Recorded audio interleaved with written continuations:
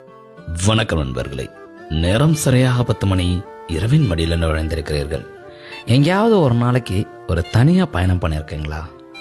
இல்லை உங்களுக்கு பிடிச்ச இசையை கொஞ்சம் உட்காந்து கேட்டு இந்த பாட்டு எனக்கே எழுதின மாதிரி இருக்கு அப்படின்னு கொஞ்சம் சிலாகிச்சிருக்கீங்களா? இல்லை ஒரு கவிதை எடுத்து படித்து இதுவல்லவா உலகம் அப்படின்னு என்னைக்காவது கொஞ்சம் ரசனையோடு உட்காந்து ரசிச்சிருக்கீங்களா?